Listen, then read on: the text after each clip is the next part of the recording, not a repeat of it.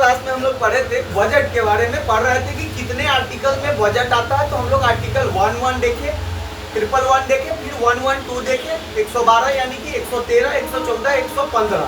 15 के बाद हमने छोड़ दिया। 15 के बाद हमने क्या किया? छोड़ दिया। 16 पढ़ा तो 16 में आप लोग को इतना आप लोग को क्वेश्चन हर एक बार पूछा जाता है, जो कि 16 से सबसे इम्पोर्टेंट था। 16 में क्वेश्चन था, 16 में आपका क्या क्वेश्चन था कि अगर आपसे परीक्षा में कोई पूछ दे कि लेखा अनुदान क्या होता है, लेखा अनुदान क्या होता है, तो आप बता दीजिएगा कि सरकार के, पहले देख लीजिए कहां से कहां तक पढ़िए, 152 से लेके 116 तक पढ़ चुके। 116 क्या बताया? लेखा अनुदान। लेखा अनुदान का मतलब क्या होता है कि सरकार जब चुनाव करती है, यानी कि जब चुनाव लड़ती है, तो वो पता है चुनाव के समय एक फिक्स अमाउंट सरकार को खर्चा करना पड़ता है, और ऐसा ना हो कि सरकार उसमें से खर्च करके चुनाव में पैसा लगा दे और क्या करे, दारू बांटने लगे, मुर्गा बांटने लगे। और ऐसे भी आप देखते हुए कि दारू और मुर्गा जो बटाता है ना, ये आपका ग्रामीण क्षेत्र का जो चुनाव होता है, दारू और क्या बोलते हैं उसको, चिकन हेन मान लो, इंग्लिश में ही लिख देते हैं। ये जो भी बटाता है ये आपको छोटा मोटा चुनाव में बटाता है, जैसे कि आपका गांव का ग्राम पंचायत का चुनाव हो गया, नगर निगम का चुनाव हो गया, नगर पार्षद का चुनाव हो गया, नगर पालिका का चुनाव हो गया। इस सब में आपको क्या बताएगा, कुछ पैसा मिल जाएगा। और इसमें जो आपका लोकसभा का चुनाव होता है, उसमें प्रॉपर्ली जो आदमी सीट खरीदता है, उसमें सबसे पहली बात कि आप निर्दलीय खड़ा होएगा तो 0.1% ही चांस होगा कि आप जीतिएगा। जैसे कि आप देख लीजिए हमारे बिहार के काराकाट का चुनाव क्या था, लोकसभा क्षेत्र था। अब ऐसा मतलब कि काराकाट दुनिया में इतना प्रसिद्ध हो गया, किसके कारण? पवन सिंह के कारण। पवन सिंह का एक गाना भी बहुत पॉपुलर हुआ था, जो भारत ही नहीं विदेश के हर एक जगह पे वो बजता था कि कुछ लॉलीपॉप करके था। वैसे ही वो काराकाट क्षेत्र इतना ज्यादा प्रसिद्ध हो गया कि आज भारत में नहीं, उनको विदेश में भी लोग काराकाट जानता है। भले ही पवन सिंह नहीं जीता, लेकिन इस हारे हुए को भी हारा हुआ नहीं कहते हैं, क्योंकि अगर आप निर्दलीय चुनाव लड़कर और जो वहां पे जीतने वाला प्रत्याशी है उसको हराकर, अब अगर पवन सिंह खड़ा नहीं रहते तो वहां से उपेंद्र कुशवाहा पक्का जीत जाते, लेकिन वहां से कौन जीत गया? जयराम जी जीत गए। तो यही कहने का मतलब है कि आपका कहने का मतलब है कि 6 महीना में जो आप खर्चा कीजिएगा चुनाव के समय, उसी को आपको लिखित रूप में बताना लेखा अनुदान कहलाता है। यानी कि चुनाव के समय जो 6 मंथ में एवरेज आप खर्चा करते हैं, उसी को लेखा अनुदान कहते हैं। किसी को कोई दिक्कत नहीं होगा। अब आगे हम लोग आर्टिकल 117 पढ़ेंगे, अनुच्छेद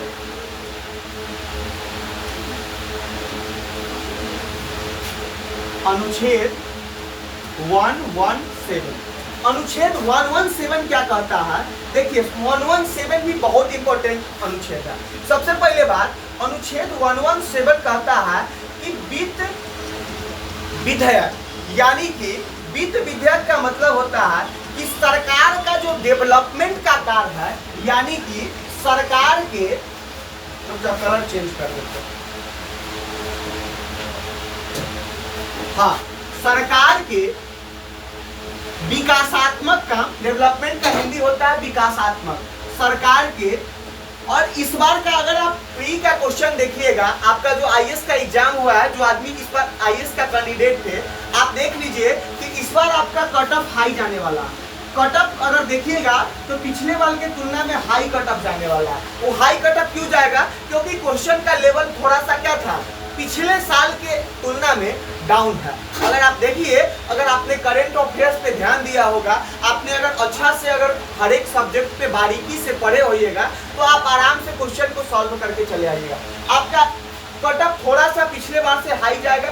सीसेट का पेपर भी पहले की तुलना में अगर देखिएगा तो समथिंग आप समझ सकते हैं कि क्या हाल है। तो आपको अपने पढ़ाई की क्षमता को बढ़ाइए, आप अपने पढ़ाई की क्षमता को बढ़ाइए। ऐसा नहीं कि कुछ बुक अगर आप एक्स्ट्रा पढ़ ले रहा है तो ऐसा मत सोचिए कि आज का दिन बर्बाद। नहीं, आईएएस एक समंदर है, और समंदर में जाने के बाद आप एक बूंद पानी के लिए तरस रहे हैं, तो आपका क्या है, बड़प्पन नहीं है, वो आपका कहीं ना कहीं क्या है, आपका अभाग्यपन है कि आप समुद्र में भी जाकर एक बूंद पानी के लिए क्या कर रहे हैं, तरस रहे हैं। तो अपने पढ़ाई की क्षमता को बढ़ाना है और धीरे धीरे बढ़ेगा। ऐसा नहीं कि आज बोल दिए बढ़ाने के लिए तो आप आज से 17 घंटा पढ़िएगा और दूसरा दिन पता चलेगा कि 3 दिन जाके क्या हो जाइएगा, बेहोश हो जाइएगा। तो ऐसा नहीं करना, धीरे धीरे इसको बढ़ाना है। और क्या करना है, अपने कॉन्फिडेंस को बढ़ाइए, अपने आत्मविश्वास को बढ़ाइए, सफलता अपने आप मिलेगा। देखिए मेरे भाई, अभी हम लोग बताए कि सरकार के विकासात्मक कार्य, विकासात्मक कार्य का मतलब होता है डेवलपमेंट। सरकार का विकासात्मक कार्य को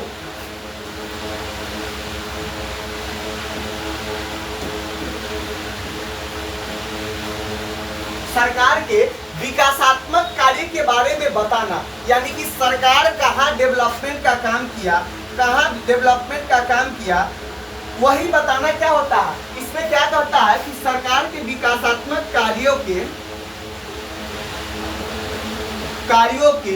व्यय को बताना। व्यय का अगर हिंदी आप अगर निकालिएगा तो खर्चा को बताना। जैसे कि आप घरे से दिल्ली मुखर्जी नगर में रहने के लिए बाबूजी से ढेउआ मंगाते होइएगा, तो आप बाबूजी से ढेउआ मंगा के आप, बहुत आदमी क्या करता है, स्मार्ट वॉच खरीदता है, बहुत आदमी पुस्तक खरीदता है, और बहुत आदमी जाके क्या करता है, पब में जाके पैसा को उड़ा देता है। बहुत आदमी उसका किंग फिशर पीता है, तो बहुत आदमी उसका जूस पीता है। भांति भांति किस्म का आदमी है, मुंडे मुंडे मतिर भिन्न, जो अलग अलग मस्तिष्क में अलग अलग प्रकार की विचार विराजमान है। तो यही जो आप खर्चा करते हैं, तो कहाँ आपने डेवलपमेंट का कार्य किया।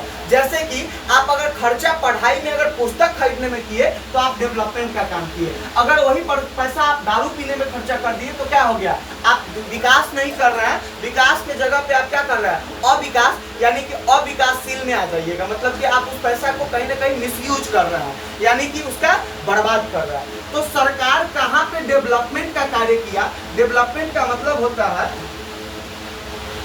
देखिए, डेवलपमेंट का मतलब होता है कि कहाँ पे स्कूल बना, कहाँ पे कॉलेज बना, कहाँ पे क्या किसी सहकारी समिति का गठन हुआ, कहाँ पे गरीबों के लिए कहीं पे क्या चीज, अब तो नल का जमाना ही खत्म हो गया, नल आ गया, कहाँ पे नल जल लगा, कहाँ पे क्या हुआ।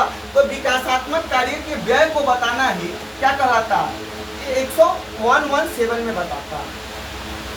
कोई दिक्कत, यहाँ तक कोई दिक्कत नहीं, मेरे अंदाज से कोई दिक्कत नहीं।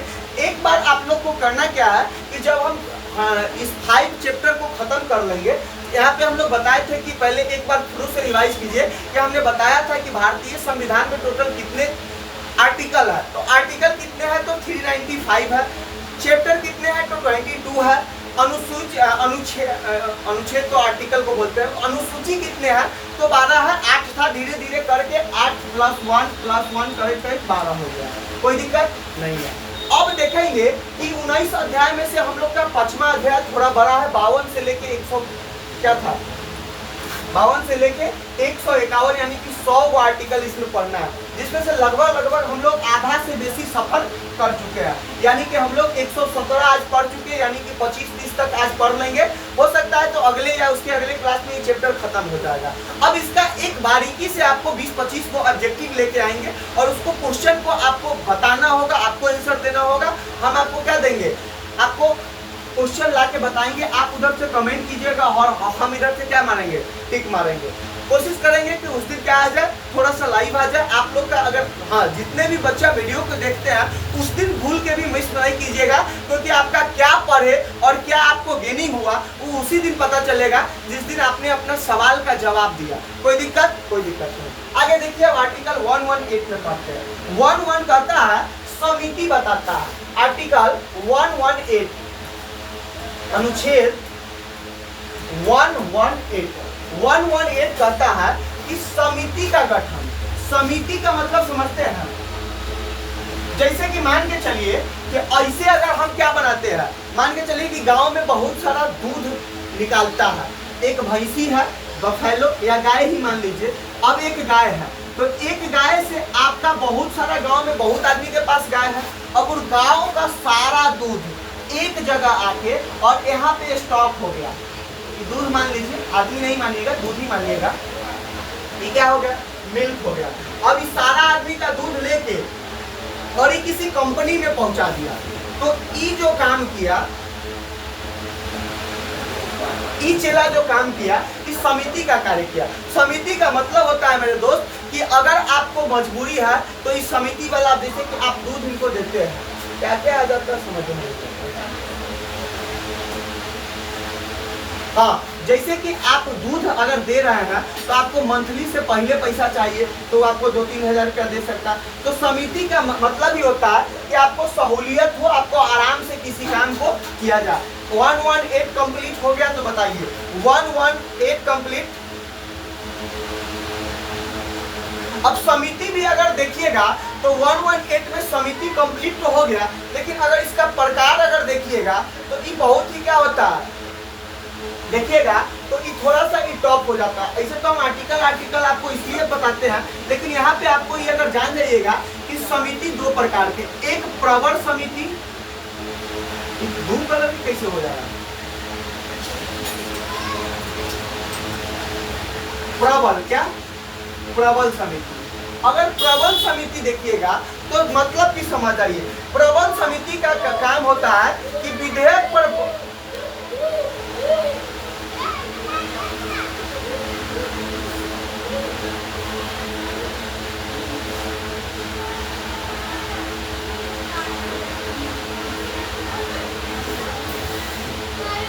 एक मिनट आप लोग थोड़ा टाइम दीजिएगा। देखो, इसको ऐसे मत समझो, एगो समझ जाइए कि प्रबल है, तो एगो समझ जाइए कि इसका नाम संसदीय है।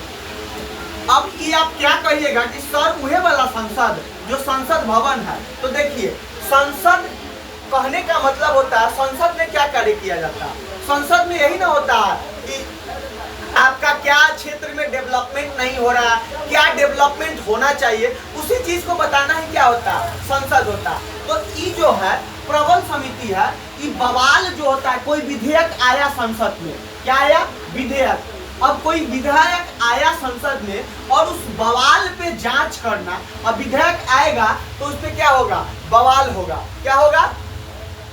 अब मान के चलिए कि विधेयक कैसे कोई आता है तो बवाल होता है, समझिए। मान के चलिए कि विधेयक कोई आया कि बिहार में अगर कोई आदमी 18 वर्ष से कम उम्र के आदमी कोई क्या करता है, बाइक चलाता है, क्या चलाता है, बाइक चलाता है, तो उसके पिताजी को बुक कर लिया जाएगा, यानी कि उसको पिताजी को गिरफ्तार कर लिया जाएगा। इसलिए गिरफ्तार किया जाएगा, जो विधेयक पारित कर रहा है वो कह रहा है कि हम इसलिए ही कानून को लाना चाहते हैं क्योंकि इसका बाइक तो उसका पिताजी ने खरीदा है, उसको तो औकात है नहीं, 18 साल से कम उम्र का है तो क्या थोड़ा खरीद लेगा बाइक, तो इसलिए हम उसको पिताजी को गिरफ्तार कर लेंगे। किसको गिरफ्तार कर लेंगे, पिताजी को गिरफ्तार कर लेंगे। तो यही कहने का मतलब है प्रबल का, कि प्रबल का मतलब होता है कि विधेयक पर जो बवाल है उस बवाल की जांच करना, बवाल की जांच की मांग करना, बवाल की क्या करना, जांच करना, जांच की मांग करना। अब जांच की मांग करेगा तभी तो जांच होगा। तो विधेयक पर क्या बवाल है, क्या मैटर है, उसी को जांच करना क्या कहलाता है, प्रबल विधेयक कहलाता है। दो को बताए थे हम लोग क्या चीज में, समिति में दो गो, एक को क्या, एगो प्रबल, एगो संसदीय।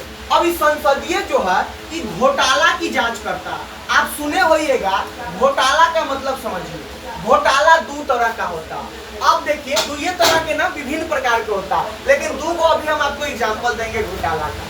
देखिए एगो घोटाला किए थे हमारे बिहार के लालू प्रसाद जी, वो बोले कि बिहार में चारा तो आया, बड़ी ध्यान से सुनिएगा, लालू प्रसाद फंसने का रीजन क्या हुआ, आज से सुनते हो कि चारा चोर का बेटा तेजस्वी, चारा चोर लालू।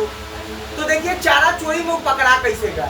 चारा जब चोरी किए हो तो उन्होंने बोला कि हमने पंजाब से क्या मंगाया, चारा का मतलब होता है भूसा, जो भी गाय का जो चारा होता है उसी को चारा बोलते हैं, कि हमने पंजाब से क्या मंगाया, जो भी चारा होता है उसको मंगवाया। ईडी जानते हैं, अभी आप देखिएगा तो आप देख रहे होइएगा कि ईडी बड़ा बेकार चीज होता है। ईडी जो है ना, जितना भी बड़का नेता छेता पोता जो भी है, अभी आप देखिए कि दिल्ली के सीएम अरविंद केजरीवाल जी को जो पकड़ा है वो कौन पकड़ा है, ईडी पकड़ा है। क्या बना है, अरविंद केजरीवाल। ईडी क्या किया, उसको कह रहा है कि पर्दा जो है नहीं, पर्दा हम भी लगवाते हैं, लेकिन ये जो पर्दा है, ये पर्दा अरविंद केजरीवाल का पता चला कि करोड़ों का एक पर्दा। अब इस पे ईडी क्या किया? जांच किया। ईडी क्या किया? जांच किया। और ईडी जब जांच किया तो सच पकड़ा गया। और उन्होंने, भाई आप जैसे आईएएस बन जाइएगा तो एक आईएएस कितना लाइफ में कमाएगा? 2 से 5 करोड़ रुपया। अब आप देखिएगा कि 500 करोड़ रुपया आप एक कोई ऐसा आईएएस हो जाए कि आप 500 रुपया करोड़ कमा लिए, तो भाई आपके यहाँ भी ईडी पकड़ेगा और आपको भी क्या करेगा? कानून के आर्टिकल 188 के अनुसार देखिए समिति है, और समिति क्या किया? यहाँ बवाल की जांच की और यहाँ घोटाला की क्या करता है? घोटाला की जांच करता है। कोई दिक्कत? कोई दिक्कत? घोटाला, चारा घोटाला हुआ तो लालू प्रसाद को पकड़ाने का रीजन क्या हुआ? देखिए, अब लालू प्रसाद बोले कि जिस गाड़ी से चारा आया है, ईडी बोला कि उस गाड़ी का नंबर दीजिए, और जब वो गाड़ी का नंबर दिए तो पता चला कि वो स्कूटी का नंबर था। अब स्कूटी से भाई उतना बड़ा चारा आएगा कैसे? इसी पे ईडी ने उनको क्या कर दिया? गिरफ्त कर लिया। और बिहार के माननीय मुख्यमंत्री जो पूर्व हो चुके हैं, उन्होंने क्या किया? उनको चक्की का आटा पीसना पड़ा। तो ऐसा कुछ स्थिति है। संविधान से बड़ा कोई नहीं, दुनिया में सबसे बड़ा संविधान। हमारे देश के बड़े ही महापुरुष डॉक्टर कौन? बाबा साहेब भीमराव अम्बेडकर जब संविधान लिख रहे थे तो उन्होंने जाति, धर्म, भाषा, लिंग, संप्रदाय सभी को नजर रखते हुए अमीर, गरीब, उचला, निचला, अभी भारत के नॉर्मल आदमी भी प्रधानमंत्री बन सकता है। ऐसा हम लोग का संविधान का रचना हुआ कि आप आईएएस बन सकते हैं, ईडी बन सकते हैं, आईबी बन सकते हैं, सीआईडी बन सकते हैं, कुछ भी बन सकते हैं। या किसका देन है? तो भारत का संविधान का देन है। नहीं तो आज आप लोग क्या करते? गरीब, ऐसे भी किसी ने क्या खुद कहा था कि गरीब और गरीब होते चला जाएगा और अमीर खुद पर खुद अमीर होते चला जाएगा। लेकिन इस चीज को झुठलाया गया है। आप अगर मेहनत करते हैं तो गरीब भी अमीर हो सकता है और अमीर भी गरीब हो सकता है। मेरे दोस्त आगे चलिए बताते हैं आपको आर्टिकल 119 क्या कहता है। 119 भी बहुआ बड़ी आसान है। आर्टिकल 119 कहता है, अनुच्छेद 119 कहता है कि संसद में प्रश्नकाल वगैरह होता है। प्रश्नकाल क्या होता है? प्रश्नकाल यानी कि आप प्रश्न पूछिए। आप प्रश्न पूछिए कि अरे भाई ये खर्चा कहाँ हुआ। आप ये भी पूछ सकते हैं। आप लोग पूछिए घंटा। आप लोग तो जाते हैं कोटा लेने, आपको 4.5 किलो देता है। आज तक ही नहीं पूछे कि हमको 4.5 किलो क्यों देते हैं। आप अगर उतना पावर रहता तो आपके डीएम आपको इतना पावर है कि आप अपने डीएम के पास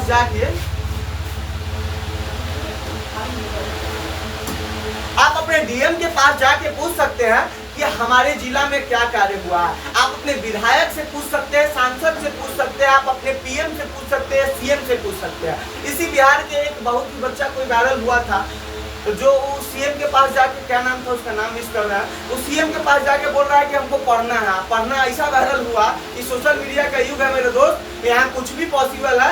एवरीथिंग इज पॉसिबल। आप घर में है और आपका घर से ही पता चलेगा कि बगल में आपकी बीवी दूसरे से मतवा रही है, आपको पता भी नहीं चलेगा। जमाना ऐसा डिजिटल आ गया।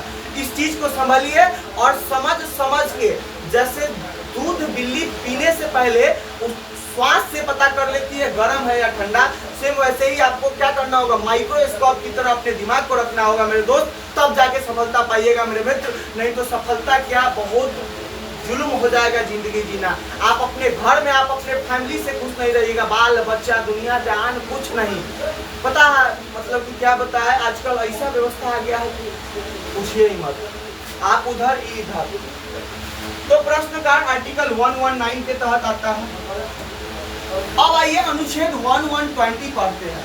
1120 कहता है कि संसद की भाषा क्या होता है। अरे भाई, जैसे कि हम लोग का मोबाइल में कंपनियां के पास फोन करते हैं तो कहता है कि choose your language, press 1 for English, Hindi के लिए 2 दबा। तो ये क्या पूछता है, आपका भाषा पूछता है कि आपका भाषा क्या रखे, हम हिंदी रखे या उर्दू रखे। वैसे ही सांसद भवन में जब कोई बजट उजट पेश होता है या कोई भी बात विधेयक आता है तो उसका भाषा क्या होना चाहिए।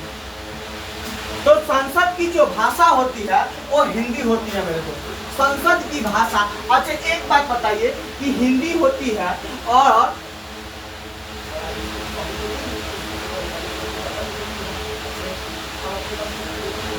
देखिए गर्मी थोड़ा ज़्यादा, थोड़ा सा पानी आप लोग पी लीजिए।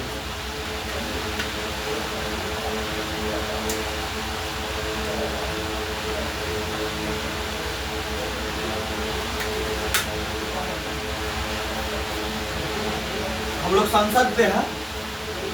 देखिए संसद की मुख्यतः भाषा, संसद की भाषा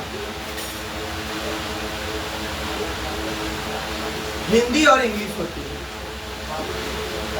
जैसे कि आप हिंदी इंग्लिश में, वहां इंग्लिश में भी बोल सकते हैं और हिंदी में भी बोल सकते हैं।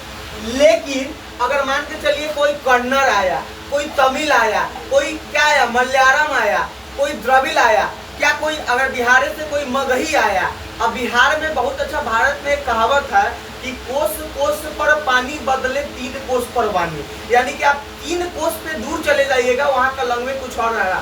कहते छाई रे कि बिहार में अगर आप यहाँ चले जाइए, दरभंगा में चले जाइएगा, पिछले दिन हम गए थे वहाँ का कहते छाई रे, मतलब कि कहाँ है तुम, इसका मतलब हो गया कहते छाई।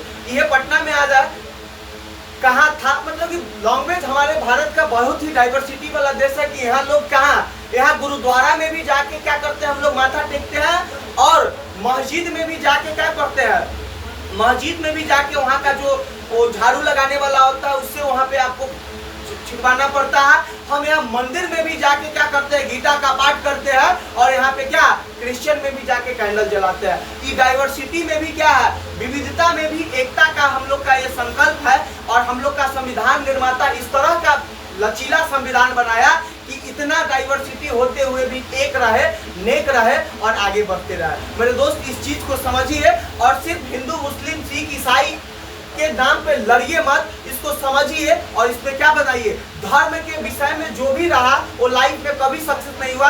धर्म से ऊपर उठिए और आप अपने अच्छाई और जो कर्म, जो धर्म आपको अच्छा ज्ञान दे उसको पकड़िए और उसके अनुसार आगे बढ़िए। देखिए आगे क्या बताता है कि हिंदी इंग्लिश तो हो गया, लेकिन आपको बताया ना कि अदर स्पीकर, जैसे कि हम जाके संस्कृत में बात करना चाहते हैं, कि हम अगर संस्कृत में जाके, जैसे हम बहुत सारा संस्कृत में श्लोक बोलते रहते हैं, मम वांस जीव लोक जीव भूत सनातन, 2-4-5 भगवद गीता का श्लोक और भी है, कर्मन फेमस श्लोक है, कर्मण्येवाधिकारस्तु मा फलेषु कदाचन। अब हमको आप लोग संसद बना दिए, विधायक क्या संसद से क्या बनता है जी, मेंबर ऑफ पार्लियामेंट, सांसद जिसको बोलते हैं। अब हमको आप लोग सांसद बना दिए, तो हम जब संसद भवन में जाएंगे तो हम कहेंगे हमको संस्कृत में बोलना है, तो उसका अनुमति किससे लेंगे, संसद भवन का लैंग्वेज क्या होगा, हिंदी और इंग्लिश मुख्यतः होगा। लेकिन अदर के लिए आप स्पीकर यानी कि अध्यक्ष की अनुमति से आप क्या कर सकते हैं, बोल सकते हैं। स्पीकर यानी कि अध्यक्ष, अध्यक्ष आप देखते होइएगा कि अध्यक्ष भी एक क्या होता है, लोकसभा का चुना हुआ ही मेंबर होता है। और ये अध्यक्ष का इतना पावर होता है कि मोदी जी भी जब इनसे बात करते हैं तो अध्यक्ष आराम से कुर्सी पर बैठा रहता है और मोदी जी बोलता है, माननीय अध्यक्ष जी, मैं यह कहना चाहता हूँ कि जो नेता हमारे ऊपर कटाक्ष कर रहे हैं ये गलत कटाक्ष है। जिस क्षेत्र में ये कह रहा है पानी की समस्या नहीं है, वहाँ पे हमने ऑलरेडी नल जल योजना की तरह जल लगवा दिया। तो कहीं ना कहीं संसद का जो लोकसभा संसद और राज्यसभा संसद बताए थे कौन होता, उपराष्ट्रपति, राज्यसभा संसद होंगे। अभी लोकसभा संसद कौन है, ओम बिरला जी। राज्यसभा संसद कौन है, जगदीप धनखड़ जी। तो जगदीप धनखड़ जी का फोटो भी दिखाए थे, ओम बिरला जी का भी फोटो दिखाए थे पिछले वीडियो में। तो इसके अनुमति से आप क्या कर सकते हैं, दूसरा भाषा भी बोल सकते हैं, दूसरा भाषा बोल सकते हैं, दूसरा भाषा बोल सकते हैं, दूसरा भाषा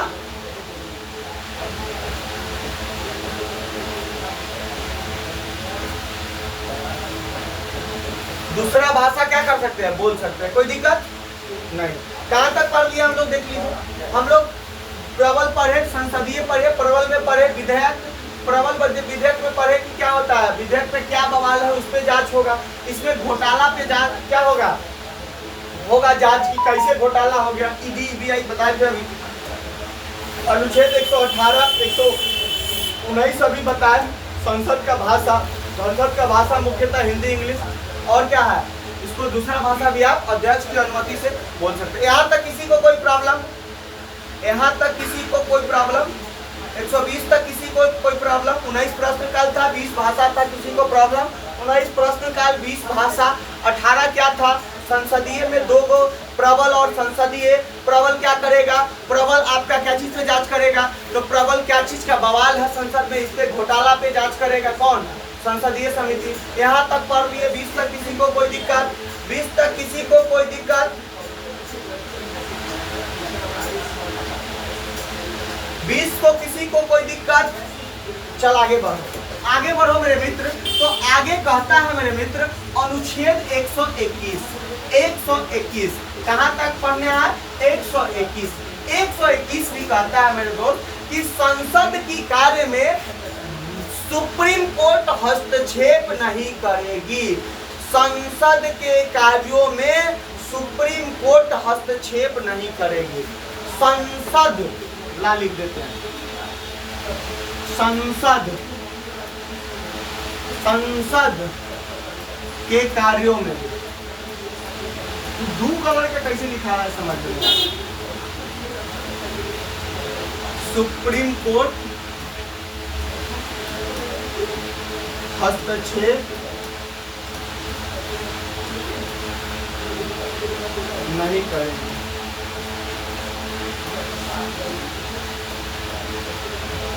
संसद के कार्यों में सुप्रीम कोर्ट हस्तक्षेप नहीं करेगी। अनुच्छेद देख बउआ, अनुच्छेद 121 संसद के कार्यों में सुप्रीम कोर्ट हस्तक्षेप नहीं करेगी। 120 क्या था, संसद की language Hindi, English, other language के लिए लोकसभा का अनुमति। 119 प्रश्न काल, 118 क्या था याद करो, तो 2 गो समिति कौन कौन, एगो प्रबल एगो संसदीय। कोई विधेयक 17 क्या था, 17 में बताया है कि कौन सा डेवलपमेंट वाला विधेयक है उसको बताना 17 था। यहाँ तक किसी को कोई दिक्कत। अब आ जाओ 22 पे, अनुच्छेद 11122 क्या था, अनुच्छेद 122। अब वहां जो बोला कि संसद के कार्यों में सुप्रीम कोर्ट हस्तक्षेप नहीं करेगी, लेकिन सुप्रीम कोर्ट के भी कार्यों में, सुप्रीम कोर्ट के कार्यों में भी संसद हस्तक्षेप, संसद हस्तक्षेप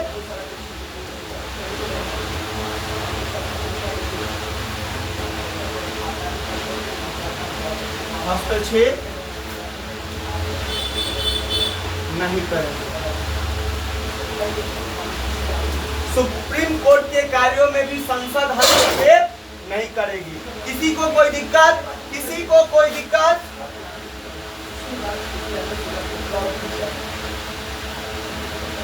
किसी को कोई दिक्कत। देखो यहाँ तक 122 कंप्लीट। 123 जो होता है ना, ये तो महान मतलब कि क्या बोले, ये तो एग्जाम में थोड़ा पक्का है पूछेगा। अगर नहीं पूछेगा तो हमको आप मिठाई खिला देगा, पूछ देगा तो हम आपसे मिठाई खा लेंगे। दोनों में तो हम एक खा लिया, आपको कहाँ खिलाएंगे। अगर नहीं पूछेगा तो हम आपको खिला देंगे, आप पूछ देगा तो आप हमको खिला दीजिएगा। कहे कि पूछ देगा तो आपको इतना अच्छा से पढ़ा देंगे कि आप बता लिख के आइए जाएगा, और लिख के आ जाइएगा तो पास होइए जाएगा, और पास हो जाएगा तो मास्टर साहब की मिठाई से देगा। आइए पढ़िए, अध्यादेश, अध्यादेश। अच्छा, एक नामे से तू समझ जाओ कि अध्यादेश का मतलब क्या होता है। हम आपको आदेश दिए, क्या दिए, आदेश दिए, आदेश, अध्यादेश। लेकिन आदेश में और अध्यादेश में अंतर हो गया। अध्या का मतलब होता है कि हम आपको आदेश तो दिए, लेकिन अध्या का मतलब मान लीजिए कि अध्यादेश दिए। कितना आदेश दिए, अध्यादेश दिए। लेकिन इसको अच्छा से समझना है तो आप समझ जाइए कि जब क्या होता है कि टेम्पोररी कानून बनता है। क्या बनता है, टेम्पोररी कानून बनता है। जैसे कि मान के चलिए कि कभी मान के चलिए संसद में कानून कब बनेगा, कब बनेगा आप बताइए कि संसद का आहूत होगा। संसद कै दिन आहूत होता है आपको पता है। संसद का आहूत, सत्रावसान, विघटन, ये सब हम पढ़ा चुके हैं। बहु अगर ये ना याद है तो तोहर प्रॉब्लम है। ऐसा नहीं कि एग्जाम में पूछेगा कि अध्यादेश कितना अनुच्छेद में था, ये नहीं कि रट के चले गए कि अध्यादेश रे 119। आप जाके कोनो ऐसा ना है कि बिहार दरोगा के एग्जाम दे रहा है कि आपको पूछ लेगा कि रे बउआ अध्यादेश, अध्यादेश, अध्यादेश कोनो बड़का बात है। अध्यादेश जो है लिख के आ जाइएगा 123। और सुप्रीम कोर्ट संसद के कार्यों में हस्तक्षेप कौन नहीं करेगा? Supreme court 151।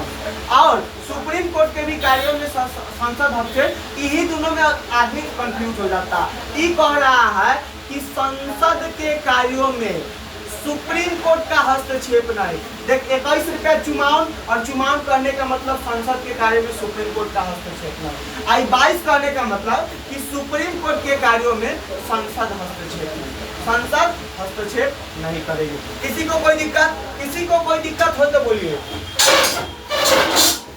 किसी को कोई दिक्कत? 123 अभी बताया अध्यादेश। अध्यादेश का मतलब अब अच्छा से समझते हैं। जैसे कि हम अभी टीचर है आपके क्लास में, अब हम आपको मान के चलिए कि हम क्या हो गया, हम चले गए विदेश और आप लोग का शेड्यूल लगा हुआ है कि नहीं आज 9 बजे लाइव क्लास लेंगे, चाहे कि शेड्यूल नहीं भी लगा हुआ है, छुट्टी देके चलेगा, लेकिन ऐसा आप लोग का इम्पोर्टेंट आ गया कि आप लोग का एग्जाम होने वाला था 2 महीना बाद, अब ये एग्जाम हो गया। यानी कि टेम्पररी कानून बनाना। क्या बनाना? टेम्पररी कानून बनाना। टेम्पररी कानून बनाना। अध्यादेश में क्या किया जाता है? टेम्पररी कानून बनाना। टेम्पररी जब आप कानून बनाते हैं तो मान लीजिए कि टेम्पररी कानून बनेगा कौन, तो इसको क्या करता है, इसको कहीं ना कहीं आप देखते हो ये तो लोकसभा राज्यसभा जब विघटन होता है तब ये कानून बनता है, लेकिन इसका मिसयूज कैसे होता है इसको समझिए कि आदमी टेम्पररी कानून तो बनाता है, लेकिन पता है क्या करता है? अब जैसे कि इसका एक रूल है कि 6 सप्ताह के लिए ही कानून मान्य होगा। अब जैसे कि मान के चलिए कि कौन नहीं है, मान के चलिए कि संसद आहूत नहीं है, राष्ट्रपति भी नहीं है, राष्ट्रपति भी कहाँ गई है? विदेश यात्रा पर गई है। और सच पूछे तो राष्ट्रपति रहती नहीं है। राष्ट्रपति बेचारा क्या है? पद को सुशोभित करने के लिए है, वो क्या है? संसदीय रूप से प्रमुख है, तो राष्ट्रपति ज्यादातर रहती नहीं है। लेकिन मान के चलिए अगर रहती भी है राष्ट्रपति, तो अगर मान के चलिए राष्ट्रपति विदेश यात्रा में चली गई या कहीं चली गई या राष्ट्रपति का मृत्यु हो गया या कुछ भी हो गया, तो उस समय में कानून कैसे बनेगा? टेम्पररी कानून। जैसे कि अभी शिक्षक, बिहार में शिक्षक नियुक्ति के लिए 6 सप्ताह के लिए कानून बनता है। 6 सप्ताह के लिए, कितना सप्ताह? 6 सप्ताह। लेकिन इसको बढ़ा के आप 6 + 6 महीना भी, 6 सप्ताह और 6 महीना भी करिएगा तो कोई दिक्कत नहीं है। लेकिन इसको लोग इतना मिसयूज करता है कि 7 साल, 10 साल, 12 साल, यहाँ तक कि पता है एगो केस में चला कि 15 साल तक लोग इस कानून को रख ले रहे हैं। तो ये क्या हो रहा है? गलत हो रहा है। ये क्या हो रहा है? गलत हो रहा है। इसको तो क्या था, परमानेंटरी कानून तो है नहीं, लेकिन बिहार में देखिए इसको क्या कर दिया गया। तो इसका मिसयूज भी होता है और बहुत मिसयूज होता है। यानी कि राष्ट्रपति के नहीं रहने पर प्रधानमंत्री या कोई जो कानून मुख्यतः होना चाहिए वो लागू करना ही क्या होता है? अध्यादेश होता है। मेरे दोस्त यहाँ तक किसी को कोई दिक्कत? यहाँ तक किसी को कोई दिक्कत? 123 तक कोई दिक्कत? 123 तक कोई दिक्कत? 130 तक किसी को कोई दिक्कत? देखो एक बार छोटा सा शॉर्ट रिव्यू करते हैं। देख आज क्या पढ़े हम? सबसे पहले 116 हम लोग कल के बारे में पढ़े थे। 17 बताए डेवलपमेंट वाला काम, विकास